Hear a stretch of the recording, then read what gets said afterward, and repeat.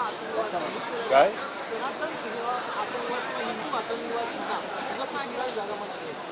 काय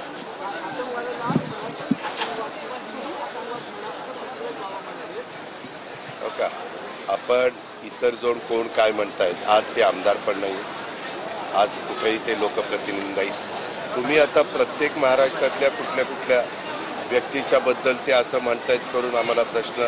मी मगाशी भाषणात काय सांगितलं, सर्व जाती धर्म, सर्व पंथ, सर्व प्रांत, सर्व भाषा त्यांना त्या ठिकाणी आपण सहकार्य केलं पाहिजे. मात्र ज्या त्या राज्यामध्ये असणाऱ्या मातृभाषेला अग्रक्रम दिला पाहिजे.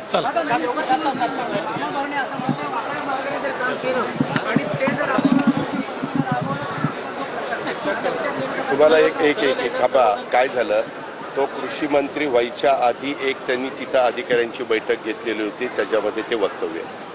आपल्याला मी सांगतो, आम्ही जसे नियम करतो, आता कधी कधी लोकांच्या करता एखादा प्रश्न सोडवायचा असेल आणि तो प्रश्न सोडवत असताना फार नियम तिथं अडचणीचे ठरत असतील तर कधी कधी जनतेच्या भल्याकरता ते प्रश्न सोडवण्याच्या करता नियम थोडेसे बाजूला ठेवून त्याच्यातनं मार्ग काढावा लागतो.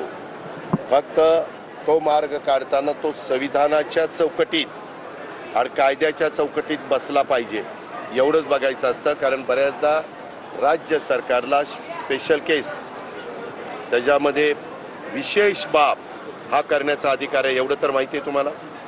ते आम्ही केव्हा वापरतो विशेष अधिकार? इंडिव्हिज्युअल कोणाला फायदा देताना नाही. जर तिथल्या काही प्रश्नाची सोडवणूक करत असताना तिथं आम्हाला तो वापरावा लागला किंवा मुख्यमंत्र्यांना किंवा इतर सहकाऱ्यांना वापरायला लागला तर तो वापरला जातो. मराठी भाषा अशी आहे, त्याच्यातनं अर्थ काढावा असा काढला जातो. तुम्ही आपलं त्याच्यातनं बघा, कृषी मंत्री आता असं म्हणायला लागले, अहो एखाद्या शेतकऱ्याच्यावर संकट आल्यानंतर काही नियमाला बाजूला राहून पण आम्ही कॅबिनेटला निर्णय घेत नाही का? घेतो का नाही? त्यातला भाग येतो. धन्यवाद धन्यवाद धन्यवाद धन्यवाद धन्यवाद धन्यवाद.